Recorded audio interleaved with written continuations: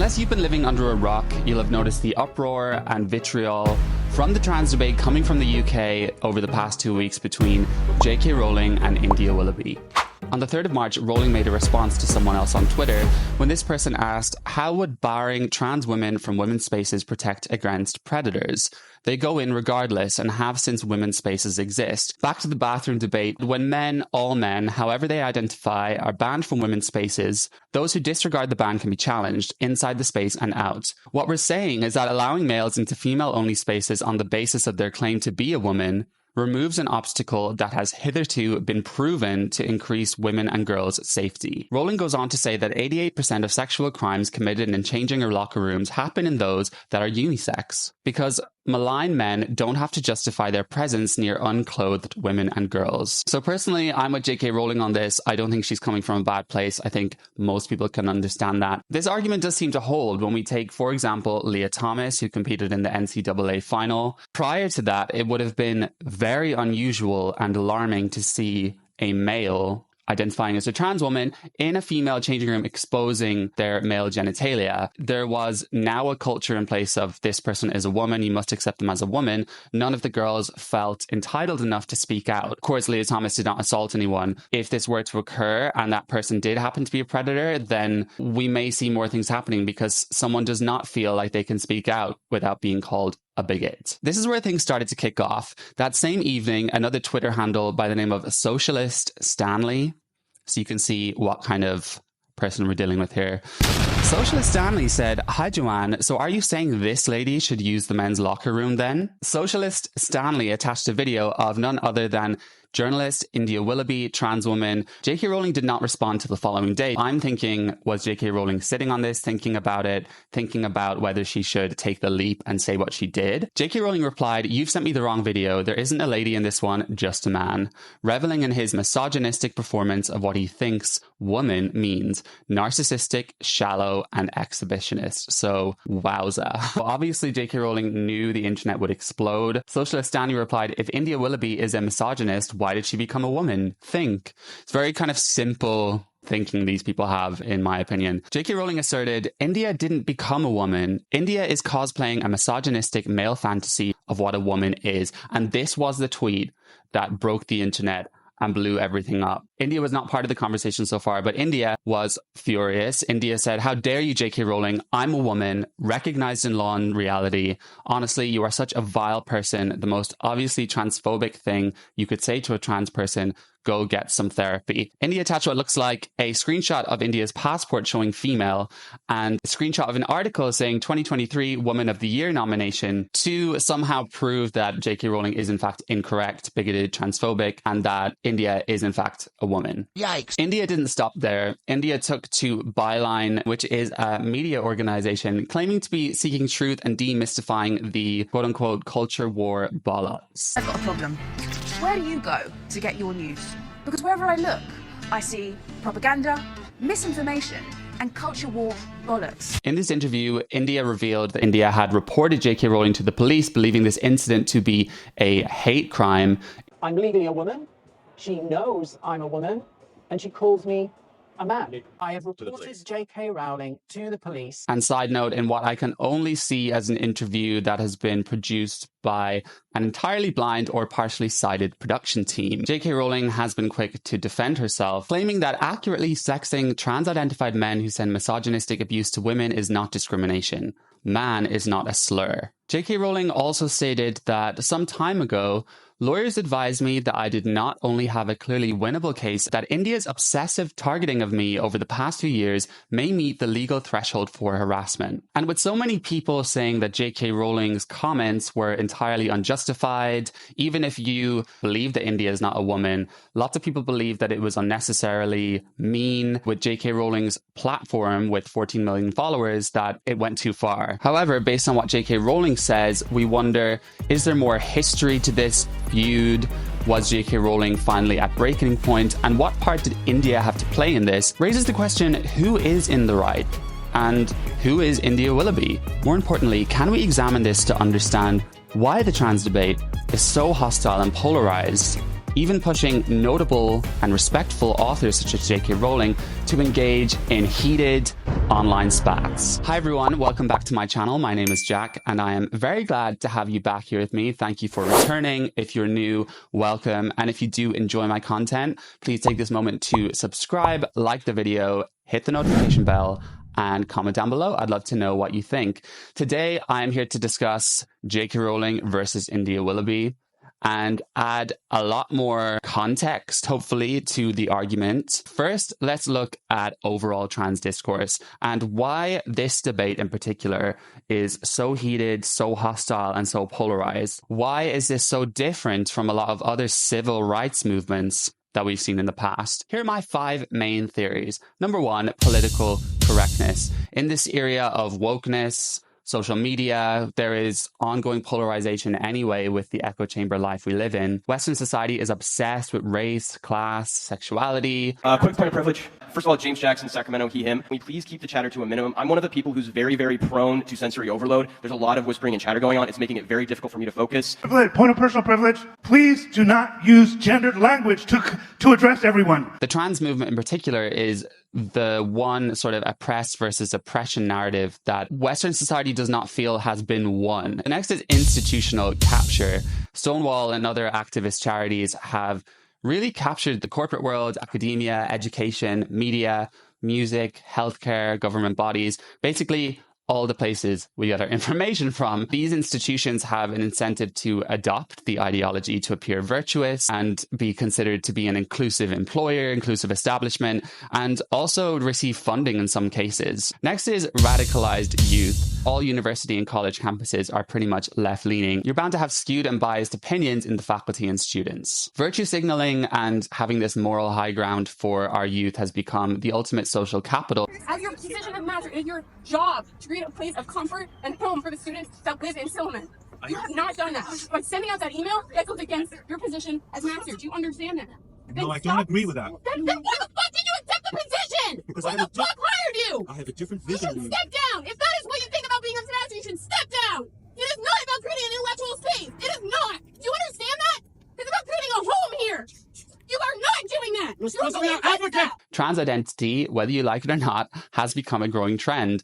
It once signified someone who had physically transitioned by means of medicinal interventions, but now it accounts for anyone who seems to feel just like a little bit more masculine or a little bit more feminine and is now he, they, she, they, he, she, they, ze, zer. And through this work, I've had the revelation that I identify as non-binary. I'll officially be changing my pronouns to they, them. We are people who have existed for thousands of years. You know what I'm saying, Sam Smith. Hey. Number 4 is that gender ideology mimics a cult. Pure trans ideology requires a faith system or a belief in a philosophy that it cannot be proven. This ineffable description of a gender identity is your inner sense of gender, of maleness and femaleness. It having circular definitions. A woman is whoever identifies as a woman. It has mantras. Trans women are women. Non-binary identities are valid. It does involve a denial of reality to be able to believe the ideology. Do you actually think that trans women and intersex women are real women? There are many who born biologically women who say, but you have an unnatural advantage over me. The very language of born and I'm not biological somehow, like I don't think I'm a cyborg. Well, I am a woman, that's a fact. I am female, right? And I'm pretty sure I'm made of biological stuff, so I'm a biological female as well. Do trans women have an advantage over cis women? We don't know. We don't know. When people enter the trans world and identifying to being non-binary or male or female, there is a notion of love bombing, welcome them with open arms, and then tell them how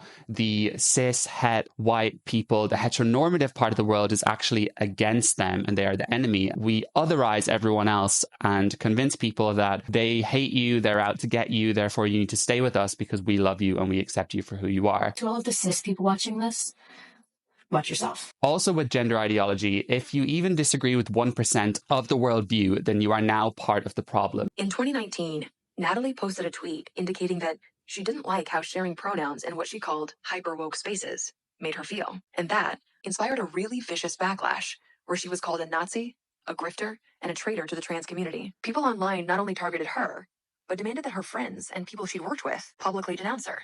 That honestly got worse than the transphobia. Yeah, it's kind of easier to dismiss hateful bigots, but when it's from people whose like political side that you're supposedly aligned with and from people who share your identity, yeah, it's painful. When you are an outcast from the trans community, you feel very alone. And then you are just as bad as someone who actually doesn't want trans people to exist, would rather them suffer. There is no distinction. They use hyperbolic statements to scare people and silence people, such as transgenocide, people committing suicide, and causing people to feel unsafe. What do you have to say to the trans students on this campus who actively feel victimized by your presence here today? Life's tough, get a helmet. Purely by stating a fact like a male is a male or a female is a female. Trans women are not women, and that is not an acceptable viewpoint to have, because it implies that the only thing that makes a woman is her genitalia. They also shun people who leave the cult and then being detransitioners. So even though these people have gone through immense suffering, they have a genuine interest to say why those people should not be speaking. Detransition rates are high. That is a myth. In reality, the detransition rate is very low. It's under 1%. A new study on a sample of about 1,000 transitioners has found a detransition rate of nearly 30%. They challenge the notion for everyone else on whether they are true trans, whether they themselves have made a mistake. Please make sure you reach out. Shame on all of you. Shame on all of you.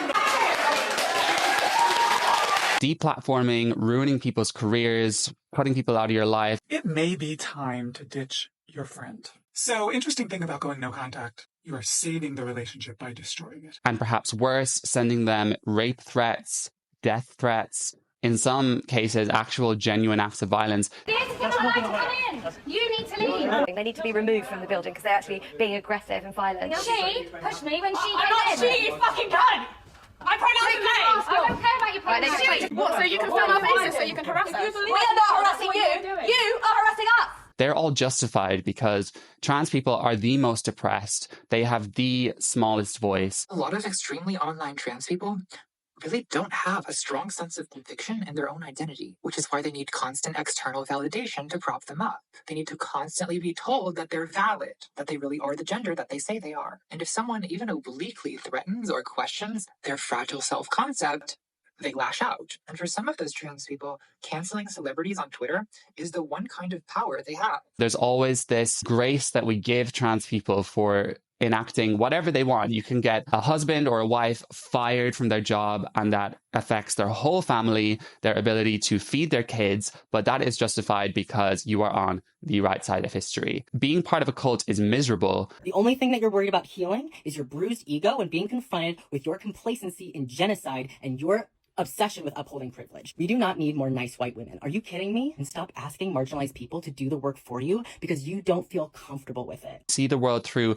a very negative light. You see everyone as the enemy. You are constantly in a state of victimhood. I feel like this. See me as this. You're gonna lose. You're gonna lose. The final reason is autogynephilia, which is actually what I want to focus on during this video. Ray Blanchard, a sexologist, came up with a typology to describe the different reasons that males identify as females. In the 1980s and 1990s, he did a series of studies and he discovered that males presenting with a trans identity and gender dysphoria could be segregated into two subtypes. The first type is the homosexual transsexual. These are males attracted to other males. We're talking about their birth sex. I'm a gay man. If I were to transition, I would fall into that category. These people are generally very gender non-conforming from a very young age. So little boys from the age of 3 are highly effeminate. In the past, they may have been called a sissy boy, a girl by other boys at school. They typically suffer a lot of bullying and a lot of social ostracization. They normally transition as young adults, and for them, it can be difficult finding their place in the world because they are so hyper feminine that there is a lack of desire for them in the gay world, and lots of gay men prefer masculine men. And they also lack a desire for gay men themselves because they like very hyper masculine men. This seems to be another confounding factor in why they transition, because it is difficult for them to find a place in society. The next is the autogynephilic transsexual, which is far more complicated and fascinating in my opinion. Derived from Greek, which translates into love of oneself as a woman. Men who are heterosexual, attracted to women, say they're bisexual or asexual, seem to fit into this category. And this describes a male's propensity to be sexually aroused at the thought of himself as female. If you're a man, if you're a straight man, you like women, but imagining yourself to have female anatomy, to be a woman, actually turns you on. Lady, man. Lady, man. Lady. You've probably heard men say before, oh my God, if I had breasts for a day, I wouldn't be able to stop playing with them, which is obviously not something women say. Not saying that they're autogynephilic, but you understand the sort of idea there. These men tend to be very masculine in behavior, and there is no sign of gender nonconformity from a young age. The pattern of autogynephilia, we've usually seen men transitioning later in life. Ray Blanchard describes this as an erotic target location error, in which one is attracted to oneself. If you are straight, heterosexual, but you have this location error and you're attracted towards yourself, then you're inevitably going to be attracted towards yourself in the idea of what a woman is, therefore becoming dysphoric eventually in some cases. And how do you ask, does this all relate to none other than India Willoughby? Looking at India's life and history as a trans woman, we seem to be able to observe lots of the patterns of AGP which I discussed, and there is substantial evidence in India's story. Before I move on, I just want to say that I am not here to shame or ridicule people with autogynephilia. It is a widely disputed theory within the trans activist community. Many trans activists want to deny their existence, say that it's a pseudoscience. From everything I've read, all the scientific studies I've looked at, the science seems to be very clear. I do subscribe to Ray Blanchard's theory, and I will be using it throughout this video to support my arguments. Just make sure that you know it is contested. Do your own research. For people that first hear about AGP, it sounds like something very unsavory and perverse. So I think a lot of trans activists do not want to be associated with that. What I've discovered is that gender dysphoria from autogynephilia is still very real and can be very dysfunctional and harming to the individual that has it. Many gender critical people like to ridicule autogynephilia, post pictures of trans women who haven't necessarily even said anything misogynistic or wrong, and shame them. I don't condone any of that. While I don't excuse any behavior we see throughout the trans activist community, primarily coming from autogynephilic men, autogynephilic males, of which I think India Willoughby is, I still believe raising awareness on this topic and having compassion for it as a whole will help us progress towards protecting women's spaces and having better equality for everyone involved. Born as Jonathan Willoughby in 1965 in Carlisle, this makes India 58 years old today. And India Willoughby presented the news in Northeast and Cumbria as a TV reporter at ITV Border prior to India's transition. It was hard to keep track of the amount of lies that Robert Wilson told here at Carlisle Crown Court for Court 3. What actually makes a good poem then, Jonathan? Wrong person to ask, I'm afraid. Well, two of the region's top poets were at Carlisle Library today. So you can see in this footage that the past India, Jonathan Willoughby, is very masculine, and you would not get any sense of femininity or flamboyancy. You would not assume that this person, to become India Willoughby, is immensely struggling with some sort of cross-sex identity. And this is a typical pattern on autogynephilic males to be actually quite masculine. Well, I can't imagine you as Jonathan working in a regional newsroom, which is so macho. Mumble, grumble, cough and wheeze. Why are cameramen so hard to please? Will the weather make us sad or merry? Let's get the answer. Here's our Kerry. Oh, God. Autogynephilia is correlated weirdly to very hyper-masculine career lines, backgrounds such as computer science, the military, and construction. They refer to local radio as macho, and I don't know how accurate this is. The presenter doesn't necessarily fit the narrative, so that is one thing I should call out here. India transitioned in 2015 and then returned to India's life as an on-screen reporter. Another pattern we observe in the autogynephilic trans women is that they seem to be more intent on selling this narrative that they are born with a female brain inside a male body. The science bit is that the template of the embryo when you're in the womb is female. It then goes through a washing process with various chemicals, and that makes the changes. But with transgender people, if you imagine being in a washing machine and the washing machine doesn't quite fill up, so you end up with that disparity between your body and your brain, and you're locked in. And this stuff that India says about the chemical washing process is complete nonsense. It makes no sense. I've never even heard that before in some of the most nonsensical arguments I've heard about trans identity. People assume that they are desperate to embed this idea throughout society that you actually are born this way, because it further shuns the idea that it is derived from sexuality, a fetish, and paraphilia. This also might be a narrative that they tell to themselves in saying the reason they have this gender identity is in fact because they were born that way and it is not from some sort of sexual fetish, which sounds a lot less credible. Regardless, the science behind trans identity and brain scans is entirely unfounded. There is evidence, however, that autogynephilia is innate or paraphilias are innate. Even if they're not, male sexuality is very well known to be fixed once formed. So if you are gay, once you're gay, there's no going back. You are gay. If you're straight, you're straight. If you develop a paraphilia towards something, even if it is illegal, that is it. You are going to have those feelings for the rest of your life, and there needs to be some sort of way you can manage that. This notion of being born this way is actually true in some regard, because once you have autogynephilia, you cannot get rid of it. When I was young, I was aware that something wasn't quite When you right. say when you were young, I mean, how young? My earliest recollection, probably about even 3, 4, something Really? like that. I didn't know it was gender. Yeah, yeah. I just knew that I didn't Something fit my wasn't right. skin. Yeah. And it's natural for anyone to make sense of their current circumstances by retrospectively viewing their past in a certain way. Didn't something happen with a lipstick or something? Yeah, that's right. My grandma actually caught me playing with a lipstick. Some gender critical people like to say that any AGP trans woman recalling their childhood saying that they liked feminine things, they were fascinated by lipstick, they're lying because they're trying to convince society that it is more than a fetish. However, male sexuality is settled quite early and remains fixed, so there seems to be signs of male sexuality from a very young age, and we see that in gay men with being hyperfeminine.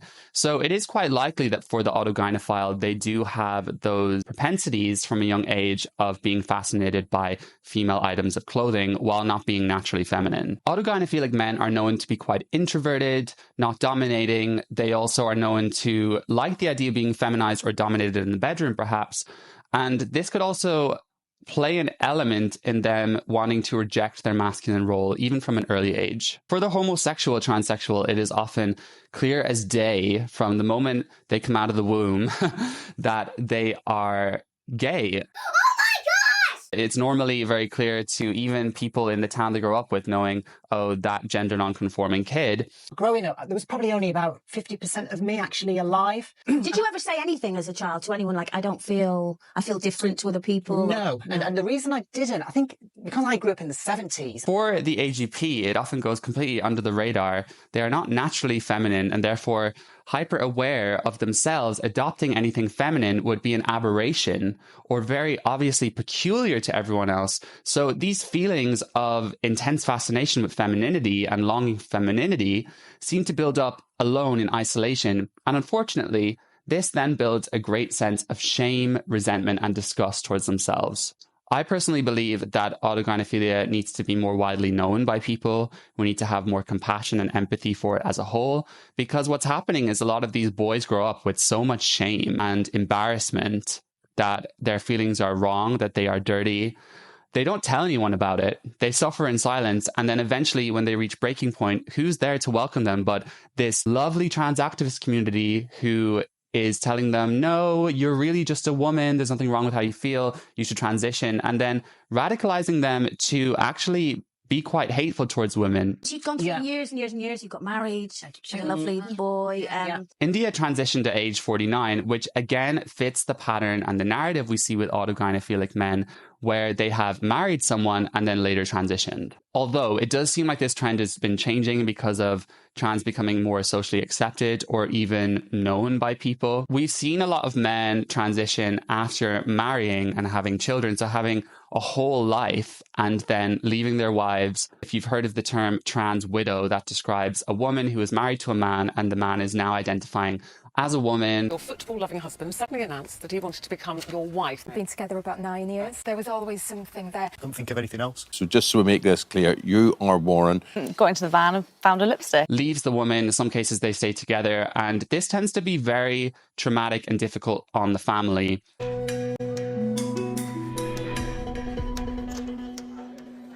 You look frozen. But you took it. I took it a step at a time, as did the kids. As India is assumed to be heterosexual, or at least we know that India is attracted to women because India married a woman, that would also align with Ray Blanchard's typology of India being in the autogynephilic subtype. And some AGP men feel the desire so intensely that they actually never experience attraction towards other women, and they would be known as the asexual type. I guess most would describe the inward attraction to the woman inside competing with the outward attraction towards females. These two things tend to wrestle against each other. From my understanding, you can think of it as they deal with these feelings, but then they meet a woman and they fall in love.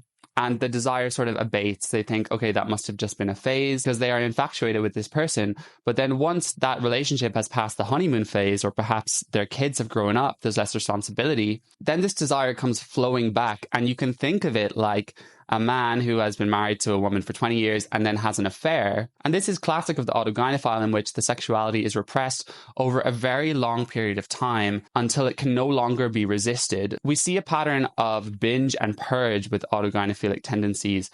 It is something that men suppress for long periods of time because they think it is shameful. They don't want people to find out, but then they cave and they go on this binging period of indulging in the fantasy. It actually hit me. It started to get really bad around 40. I'd always thought I could control it. And can I just ask, how did you control it? Because it was such a... How do you suppress that urge when it's so who you are? It's really difficult. It's like holding your breath underwater. Yeah. And every now and again I would come up for air, and I would do that by taking myself off on a weekend somewhere just by myself. And, you know, and you live dress as a woman. I decided to split my life in two. And I thought, I know, and have my cake and eat it. I'll spend my weekends as Jonathan in one city, and I'll live as the real me in Newcastle. And this again lines up with India's story, because India talks about the double life that India led for decades. And India said, I did it because I didn't want to upset my family and friends. During the week, she lived in Newcastle, where she donned skirts, heels, and makeup to work as glamorous female PR executive Joanne Charles. On Friday evenings, she reverted to being a doting father, Jonathan, pulling on jeans and a football shirt before driving the 60 miles back to Carlisle to see her son. I thought I'd rather have a clean death and no one would have to know the secret side of me. Luckily, I was so exhausted I fell asleep. But the next day, I thought maybe there's a better way, and that's when I decided to split my life in two. Again, this is so different from the homosexual transsexual, who seems to be just very naturally feminine all the time. They can't really control it. Whereas the autogynephile has this sort of separate life. And when it begins as a paraphilia and you're just indulging in a sexual activity, the more you return to it, the fetish fades over time. You're now developing this vision of yourself as a woman that you've now moved on from just masturbating in it. You actually feel like you need to live a portion of your life as a woman to feel sane, which causes an emotional attachment. Thus, this causes gender dysphoria, immense distress, disordered living, and the eventual ambition to transition. The key thing to know is that autogynephilia describes the origin of where a motivation to transition comes from. It does not necessarily mean that the person transitions and then is living a fetish every single hour of every single day. And autogynephilia is in fact described as a sexual orientation by sexologists because it mimics patterns of other sexual orientations in which your sexuality is orientated towards a certain thing, and you can actually become romantically attached to yourself as a woman when you transition and you're on hormones, and in some cases you have a vaginoplasty, so you get castrated. There is no longer a high sex drive, but the condition has been going on for so long that you have a fully formed female identity now that you are very attached to. I want to take a moment here again to just embed some compassion in what I'm saying, because this was clearly very difficult on Jonathan/India Willoughby, dealing with these feelings in isolation, obviously not wanting to upset their family, waiting for a very long time before giving into these feelings, trying to find some way of managing it. So this is a situation in which if this person was given more help and understanding of what they're dealing with, they probably would have ended up on a more positive trajectory, whether transitioning or not. So I think it is important to understand the backstory of why India behaves the way India does today and try and have some compassion for that, because whether you like it or not, gender critical people will accuse men of not understanding the female experience, which is totally fair. But then they also have to accept that they don't fully understand male sexuality. And while male sexuality in general can actually have quite horrific consequences, there are lots of cases in which male sexuality is incredibly difficult on the male themselves. So even if you are a virtuous and you don't commit harm to any child throughout your whole life, you don't watch any child porn, I imagine this person and I think that must be an absolutely miserable experience. It's a very sensitive topic, but I think there needs to be more understanding of how male sexuality operates and how it can be both destructive for other people, but also very destructive for the person. Being trans, it's not so much about the clothes. The clothes are basically like a flag. They're like a social indicator who you actually are.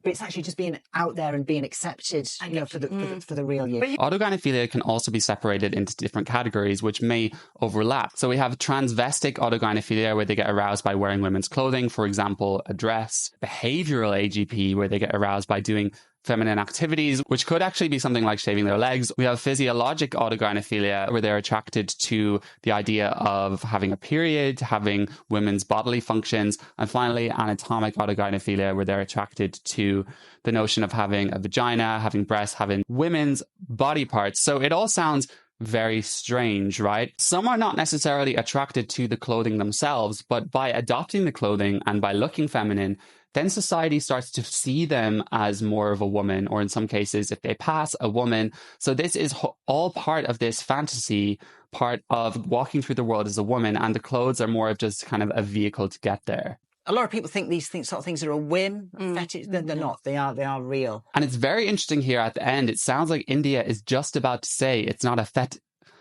fetish. Whim, fetish. They're not. So you get this question all the time in the trans community, in the autogynephilic community: is it just a fetish? Am I trans, or is it just a fetish?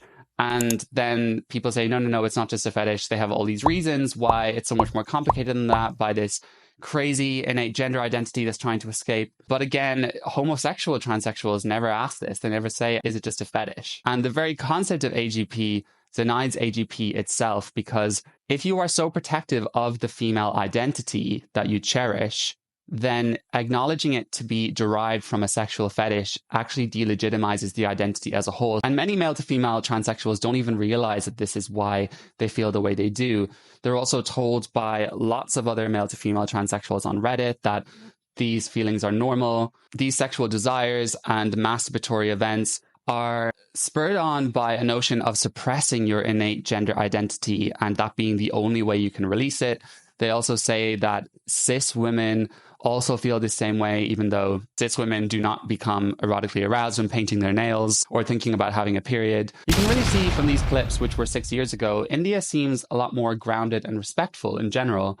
And with autogynephilia, it can sort of feel like the battle is never truly won. So if there is something you can do to become more feminine, like wear the female clothing, you'll do it.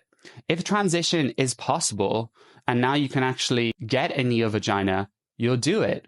If it comes to the fact that you are now a trans woman and you've never been attracted to men, the idea of being with a man further validates your femininity. That can actually cause a meta-attraction, this sort of pseudo-bisexuality where you're not attracted to men, but your drive to be seen as a woman supersedes that. So being with a man is all part of validating that. And no matter how many feminine characteristics one adopts, this can just increase the dysphoria more and more, because there is a constant insecurity that they are never going to be fully a woman. And we can really see how this has a domino effect in the way India is behaving today. In 2018, India took part in Celebrity Big Brother, which, why do they even call it that? Because these people aren't celebrities. But India was part of an all-female household at the beginning, which, if you think for the autogynephile, would be the ultimate validation of their womanhood. But it seems to be that the pressure of being on live TV at that time and being so exposed as a trans woman sees certain cracks forming in India's identity. I've already had it. Yeah, but I mean, I had it. I was coughing my guts out for days. Why do I do that? She's misgendered me, and the second time she's done it, she just chuckled. I do apologise. Apology's not enough, because India, cut my head off. Sorry, but I did explain to you how important it was. That is twice you've done it, and you certainly don't misgender someone and then have a chuckle. India, if it's not deliberate, an apology is always enough. If it's not deliberate. Even mistakes about misgendering, which have not come from ill intent, they have encroached on the fantasy. For the autogynephile, they need the constant validation, and if anything questions that, or if one person does not conform to that, it can cause an overreaction in them. Would you like me to leave? Would you? I'm just explaining No, I'm to you. explaining something to you. That was an accident. I'm sort of being very aggressive here. You've just called me a name in there. I'm just defending myself. You're defending yourself. I am sure there are people in this room now who, when I've been upstairs, said, oh, I don't know what all the fuss is about. I'm in here as a woman. A woman, okay? I'm a real woman, Amanda. I want you to know that. A real woman. Something that Anne Lawrence, a public identifying AGP trans woman, describes as narcissistic rage. She examines this phenomena in AGP males by the notion that your attraction is directed inward. So you are already attracted to yourself. There is a need then for society to see you as that, for your attraction to be valid. And this can cause a buildup of narcissistic behaviors. Think of it like someone starts to question your spouse and their validity of existence, validity of having rights and equality, how protective you'd become of them. And this is similar for the autogynephile, how they feel about their female identity. If anything questions that, it triggers this sort of narcissistic rage reaction. This is not the case for all AGP trans women, but it is well known that a lot of the bad apples or people causing a lot of harm in the trans debate and to women come from these type of males. It's another reason why I talk about having compassion and empathy for these people, because Anne Lawrence also describes the buildup of narcissism. For a healthy human experience, one needs empathy. They need to feel like other people understand what it's like to be them, what they're struggling with. But they also need relatability. So someone who is like them to look up to as a role model and think, oh, I can thrive, I can have a good life. For the AGP teenager, they have neither of these things because they don't tell anyone. They feel very shameful about it. And there are very, very few openly identifying AGP males in society who are not claiming to just have a brain born in the wrong body, showing these men that it's okay that you feel this way. You can still be happy. You can still find ways to manage it. And the theory behind this is that lack in these boys can build up a sense of narcissism. And I've noticed that across the board, the homosexual type trans women seem to be more realistic with their biology. You'll see a lot more homosexual, transsexual women say, I'm biologically male, but I prefer to look this way. I'm more content this way. We don't really tend to see that in the autogynephilic type trans women who are on TikTok telling lesbians, I'm a lesbian and you need to see me as that or you're transphobic. And we stood shoulder to shoulder next to all of these ungrateful women in this country. They say they owe us nothing. They have this intense jealousy and resentment towards other women because they know deep down that their neo-vagina will never be a real vagina. Their breasts will never be real breasts. They'll never have the consequences of what it means to be a woman and being able to bear children. They will never have the full female experience, and this can cause more outrage in their reactions. Okay, I'm glad that's sinking in. I'm going to say it one more time so it really penetrates. I am a real woman, okay? I am a real woman. It must be so difficult to be one of the women in this situation where you see a trans woman on reality TV screaming at you, I am a real woman, you must see me as that. Alexis Blake, another YouTuber, put it very nicely that I am a guest in this world. India doesn't seem to understand that. India thinks that because India has been born this way or has these certain feelings, that then it is up to all other women to accept India for that. And if any woman has anything to say about that, they need to be silenced. They need to be screamed at. I'm not against transition, but I think if you're going to be a trans woman, the baseline of what you need is to then respect the female experience because it's not your experience.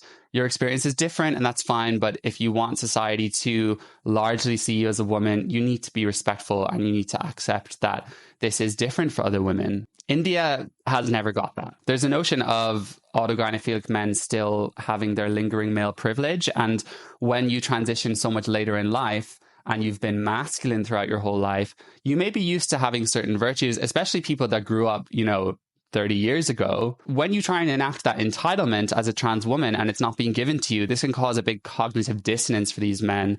And if you think of the homosexual transsexual, they grow up with intense bullying and shame. So they're pretty used to not being accepted. It's a very different thing we're seeing here. Only I know how I feel. You don't know how I feel inside. Okay, well, I'm sure that's true, but what I do apologise deeply as the person concerned. I take great offence at that. Because this is my experience. This is how I feel. It is very self-centered and focused on themselves. Anyway, I thought she sucked the oxygen out of the house or into her own story for day after day after day. And people were just getting a bit tired of it. She spoke up about you on this show, actually, in front of your dad, Stan. It was interesting because the viewers' reactions were very much interpreted her words along your lines. Well, this is what she said. Okay, I haven't seen this. But the architect of my demise was sadly your daughter. Within an hour or so of actually going in the house, I was being misgendered left, right and centre. Obviously, if you're continually being questioned about whether you're he or him, you are going to reaffirm your gender. I'm afraid India was the architect of her own downfall. So it's a testament to, in the house, it was all about India. It was all about how India felt. None of it was about other people. And it's a real shame that India has never been able to see this side, because it only makes India's story more and more tragic in a way. Just so you guys know, out of nowhere, I feel disrespected and have a phobia of people that dress up like women. Well, she's self-absorbed. And Genuine went to ask her a question. She said, no, you just need to. And I'm like, why are you yelling? If you're going to have a forum of conversation, all of us have asked questions, and never once has anybody responded in that fashion. Male, female, transgender, gay, bisexual, lesbian, whatever the heck you want to be a zebra. No one has done that. She was given the option to leave the room. Why? Because everyone should not have to stop their fun because of one human being. Yeah. It's India's reality over other people's reality. It's India's inclination to dominate. And you're never going to progress anywhere and get people to understand you if it is your way or the highway. I do find it funny how India doesn't see the irony of being male, wanting to be seen as a woman, but then actively trying to silence all women and dominate all women. Those two things to me, they seem to really clash. What's your views on spending money on gender reassignment, Anne? When Ashley said to you it should be the most important thing, I said, hey, what about people going blind? Somebody else said, what about kids with cancer? So there are priorities and limited resources. While I respect your priorities, Anne, they're not the same as everyone else's, and certainly not for my demographic. Apparently, they weren't entirely endorsed by the public either, but never mind. Well, that's probably because most of the public don't have gender dysphoria, Anne. Well, thank heavens. Thank heavens, did you just say? Well, yes, wouldn't it be terrible if the whole population was suffering from something? All right, as long as you didn't mean thank heavens that, India, if you can take offence, you'll always take offence and you'll always read something into what is being said. And India is unable to see differences of opinion. India is unable to acknowledge, okay, well, maybe cancer treatment is more important. And when I talk about trans activism and gender ideology, how autogynephilia is such a big aspect in how this debate is so polarized, these are all the reasons I'm referring to, because they cannot consider anyone else's perspective but their own. I had my surgery in September. Obviously, you want to explore a little bit. I much prefer the fun side, if you get my meaning. When I was a guy, when the moment came, it was just like, whoosh. Whereas now, because you hit that moment, but then you get like a little bit extra. But the only thing I'm disappointed about, they should, when they give people surgery, they should give you a map. For anatomical AGPs, they may be dysphoric about their genitals, which is really tough. So India, I don't know if this is India's case, but India did get bottom surgery. The fantasy here of having women's bodily functions could be seen because if you get a neo-vagina or a penile inversion, there's no evidence that your orgasms will then become more female typical. There's no evidence to say that you still don't have one orgasm when females can kind of have multiple and then go on for longer. But I guess this is the fantasy. This is all just pseudoscience nonsense, in my opinion. It just doesn't make logical sense. You're phobic of drag queens. I can't help that. Is phobic the right word? Yeah, for me, I think it is. Yeah. This is sort of a confrontation for India, because then you think, okay, well, is going on hormones and getting a surgery really that different? What's the difference between me and that person pretending to be a woman? And I think this is a very difficult reality for India to be in front of. It's actually pretty ironic that it's fine for India to impose a reality on everyone else and dress up a certain way and for everyone to see them like that. But then somehow it's not okay for a drag queen who isn't actually trying to deny reality for anyone. It's very clear that they are in a costume, but somehow it's not okay for that person to be living their truth. And after Big Brother, India became a lot more well-known and started getting a lot more hate online, which can only make India's situation worse. And again, a bit of compassion here is that that must be really difficult. The sheer volume of trolling. I stayed in bed for 3 days. I couldn't go out. Oh, and in this day and age, the hate follows you around. You've constantly got your mobile phone with you.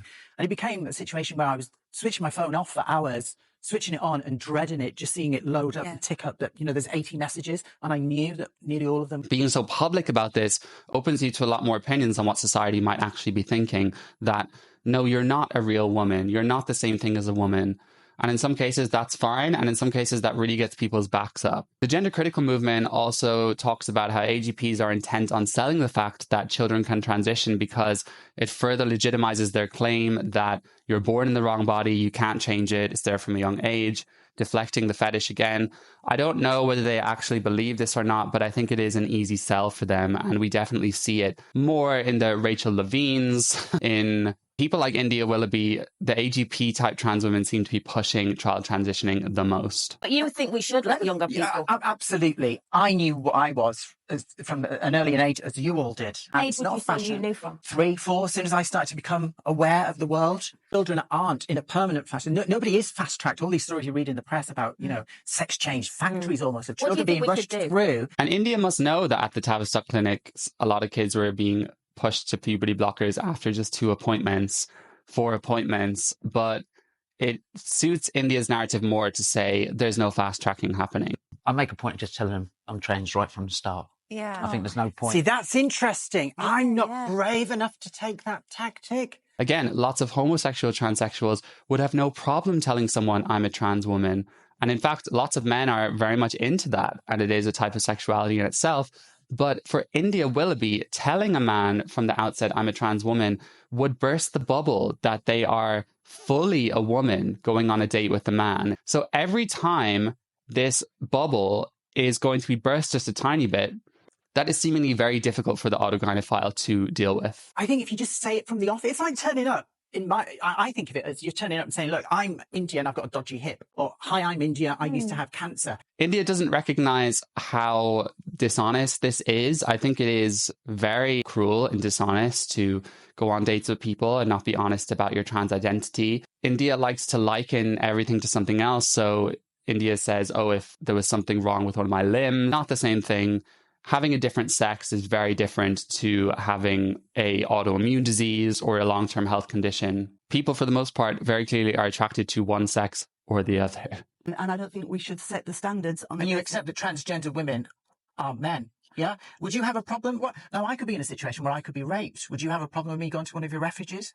We don't provide refuge for rape victims. I think trans if I was in a relationship and I got beaten, I'd be welcome. I think you should be in a specialist refuge that supports a specialist refuge, women. But they don't exist. I'm a woman. There's a great demonisation. I feel really sorry for guys this year. The actual percentage that will end up working in a women's refuge in this capacity will be minuscule. It's being blown out of all proportion, and it's just ginormous. And I don't think the rights of that tiny proportion should override the safety. Where's the evidence? Moving into a refuge. No. Clearly, India very easily disregards women's safety time and time again.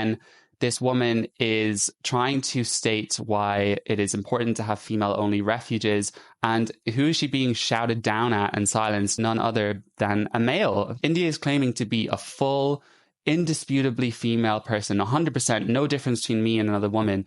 But the very fact that India does not understand the vulnerability of being a woman, walking through life as a woman, having to flee an abusive husband and go to a refuge, and doesn't even want to say, okay, I understand your point of view, but I disagree. It is that woman who works at the refuge is wrong and India is right. I think there's no more obvious sign that India is not 100% a woman. We fast forward to 2023 and India has not changed their tune. In fact, it seems to have got a bit worse. But on Question Time, they are debating trans women in prisons after Isla Bryson, the double rapist, was granted admission into a female prison. There is categorically no way somebody who has committed rape would be moved into the women's estate. Tiffany Scott, who's a trans woman with a history of extreme violence, has got a lifelong restriction order after being convicted of stalking a 13-year-old. She was approved to go to a female prison in Scotland.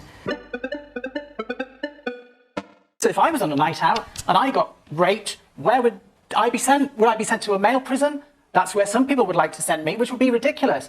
India always brings it back to herself, even if it doesn't make sense. So India says, what if I was raped? Where would I go? It doesn't make sense. Raped people don't go to prisons. Don't really know what point you were trying to consider there. Trans women are 20 more times likely to be attacked. And I think there's this idea as well that women's prisons are like the Women's Institute. Everybody's making jam and doing knitting. They're really bad places. This particular jail used to be known as Scotland's toughest prison. And I think at the end of the day, it's the best prison for the best person. I'm in a female prison. Is it time that we actually say you have your own prison to go to? No, because we're still men and women. I agree with you, but I'm asking the question, is it not time that maybe somebody has that conversation? How do you know? There's nothing on their head to say whether they're predatory or not. But the same as a man. How do you know by looking at a man if he's predatory or not? Because what you've just said there, effectively, is that trans women are men and should be treated as in my men. opinion, they still are men. So I would go in a male jail, looking as I do, and just take my chances. And what, that would be my fault for looking like this? Well, in my opinion, you can't change sex.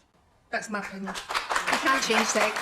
There's no consideration for women. And when this woman says you can't change sex, that is very difficult for India, because that is further breaking this fantasy. You can live your life how you like, and I wish you no harm. We see trans activists compare their struggle to other civil rights movements, such as, you know, for black people or gay people. Would you say that about a lesbian, for instance? That a predatory lesbian, and you would want to check their history? Ali, and if you're around, why do I have to change? I could have heard this conversation in the 1970s about black people, or in the 1980s about gay people, saying, why do I have to change? What a cheap and outrageous allegation. It is quite offensive, considering what you have written in your Twitter about a young black woman. What you give is what you get, Esther. I buy them to put in my ears so I don't have to listen to talentless, bigoted black women, one word, who think they're it and wouldn't be anywhere without woke. Stick that where the sun don't shine, nasty bitch. Lovely. Other civil rights movements have been, this person has an immutable characteristic, like their sexuality or race. They can't change it,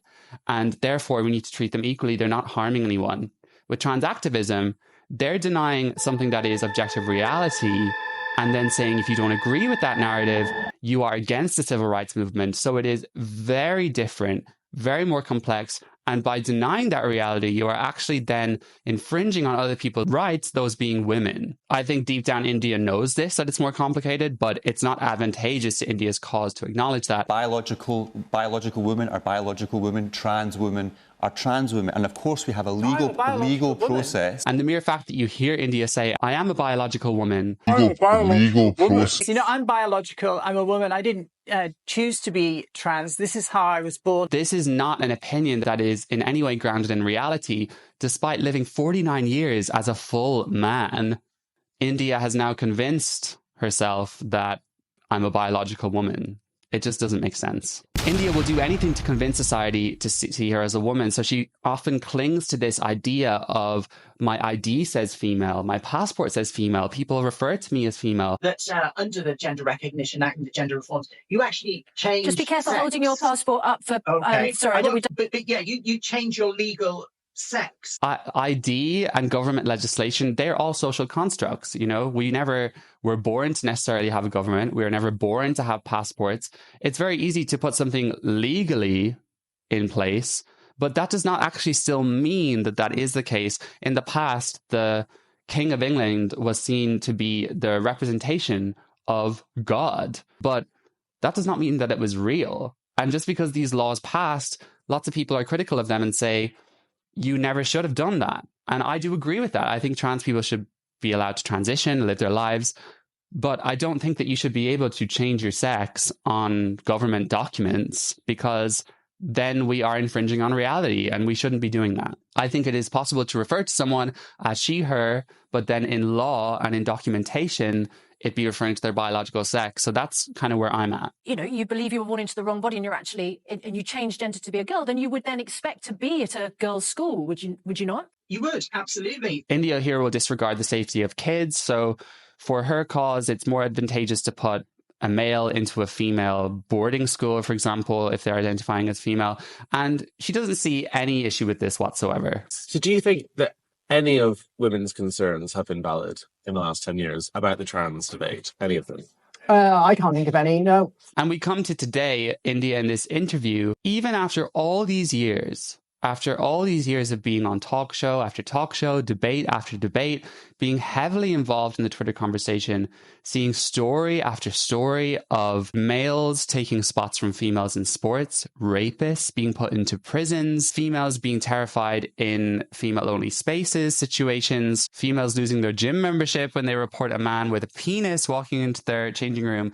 Even though India knows all of this stuff has happened and is happening, India says, I can't think of any, no, which is the ultimate denial, in my opinion. I'm in a fighting mode in the sense that I want to stand up. I haven't done anything wrong. I'm a good person.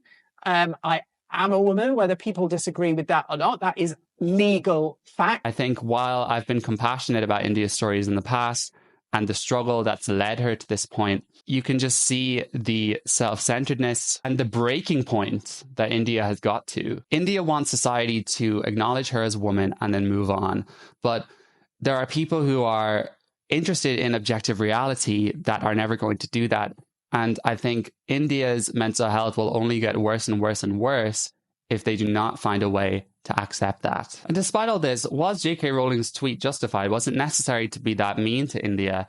After all, India did say a few days later, being kind is so much easier than being horrible. Does this hold? When examining India's past tweets, many of which have been deleted, India seems to feel that whatever she says, India says, is justified. Trans suicide rates have always been high, not because we're trans, but because of the abuse, isolation, and abandonment that goes with it. Thanks to Jk Rowling, Ricky Gervais, the Tories, 80% now say they've considered ending it all. Fine to accuse Jk Rowling of other people committing suicide, but Jk Rowling calling India a man is somehow a hate crime. It is a hate crime. Jk Rowling and Ricky Gervais, among others, are two people who've created this contemptuous and dangerous climate for trans community, real-world consequences, 2 girls stabbed. Rishi Sunak, the Conservative Party, the gender criticals, Jk Rowling, and all others who dehumanize trans people have blood on their hands. Somehow Jk Rowling is responsible for another person's death. This is a direct result of the climate created by the Tories, British media, Jk Rowling. They've all fanned LGBT hate. So this was a news article. Police are investigating after 2 men were stabbed in what is being treated as a homophobic attack. Oh, okay. So even Jk Rowling, who's talking about trans issues, is also responsible for homophobic attacks. I mean, I'm gay, and I certainly don't think that. Jk Rowling tried to support her cause by saying, for reference, this is the individual whose precious feelings are more important than truth. According to some of his fellow men, if you think women calling this person a man is more offensive than him publicly fantasizing about kidnapping women, I can't help you. And India had said in January, how big a van would I need to kidnap Joanna Cherry, Male Potato, and the Witchfinder woman? India seems to think that anything India says is justified, but anything Jk Rowling says is enacting. The following people helped kill trans teenager Brianna Ghey. Jk Rowling. I do believe that some of the most aggressive butch anti-trans lesbians are actually people who have a form of jealousy. They dress and behave like blokes. In effect, they've transitioned, but they lack conviction, so take it out on trans. Homophobic tweets from India. I think India, what's happening here really is you're more jealous of them because they are real women. I'm more of a woman than Jk Rowling will ever be. Lovely words from a trans woman to say. Frumpy child porn reader Helen Joyce, who has launched with key funder of anti-trans groups in the UK. Former children author Jk Rowling is back. Helen Joyce, who has no connection to child pornography. Totally fine for India to say this. That doesn't constitute a hate crime. Count 6 men in this photo just because they are more masculine presenting. Hitler had a castle, likening Jk Rowling to Hitler. The UK trans prison population is tiny, circa 100. Like all other groups, most are not in for acts of violence. The smaller the number, the bigger a percentage looks. If there were only 2 UK prisoners and one of them was a pervert called Joanne, then 50% of Joannes are sex offenders. Hold on a second, Duncan. You're telling me as a gay guy that biology doesn't get it wrong with trans people, yet you were born with a willy designed for sex with a vagina. Can you explain what went wrong? I think it's because I wore it before her and looked better. I mean, the misogyny underlying all these tweets to me is just palpable. If I ever get murdered, you know who to blame. Obviously, Jk Rowling, right? Wasn't that obvious? Look who's lined up on Team TERF and who's on Team Trans. Team TERF have got right-wingers, anti-abortionists, actual Nazis. Team Trans have got progressive people, every credible women's rights organization in the world, and David Tennant. I'm sure David Tennant won't be with you too much longer, but it's funny how right-wing seems to be an insult. It's not an insult. There's nothing wrong with having right-wing values. Anti-abortionists, you know, those people will believe they're coming from a good place too. It's all like, I don't understand. Obviously, Nazis is an insult. My advice to families of trans kids is to seek out private sources of puberty blockers, which are totally harmless and approved by countless legit health bodies, been around 50 years. If safe for cis kids, they're safe for trans kids. Meantime, organise a class action and sue the NHS. So, advocating, in my opinion, for child abuse to further her cause. These are just a series of tweets from years of this kind of behavior from India Willoughby. And yet India is the one being seen as the victim. India is the one saying that Jk Rowling has committed a hate crime. And if I was in Jk Rowling's position, for being a woman who's been through abuse as a woman and has tried to politely discuss the implications for women by allowing any male into women's spaces, very kindly so from the beginning, if I was then targeted by a trans woman continuously over and over and over again, saying it's your fault this person's been murdered, it's your fault this person has committed suicide, calling them names, likening them to Nazis, saying homophobic things, the list goes on, then me calling that person a cosplaying man, the least of all evils, in my opinion. And I hope that anyone watching this agrees. And unfortunately, India, I believe all of this is going to be to your detriment, because people are slowly seeing the bullshit, and there's only so much harm you can cause and shit you can throw at a woman before people start losing patience with you. And there's a reason why India blocks everyone on Twitter that has an opposing view, including me, which is funny. India's opinions need to exist within India's worldview, and anyone who wants to encroach on that needs to be silenced. I would think, if I was India, that staying out of the public eye in this way, staying off Twitter and social media accounts, would lead to a much more happy life. India wouldn't have had to face all of these arguments and issues, but I think as long as there's a smidge of possibility in India's world that people out there don't see India as a woman, there's always more battles to be had, but it's only going to get worse. All right, everyone, that was a big one. So let me know what you think. If you stayed this long, thank you so much for watching. Do you think that Jk Rowling's tweets were a hate crime? Do you think that autogynephilia can explain India's behaviors and a lot of the trans discourse? How do you think we should deal with this issue? Does India deserve compassion or grace, or is she too far gone? Let me know, and I will see you pretty soon in the next video.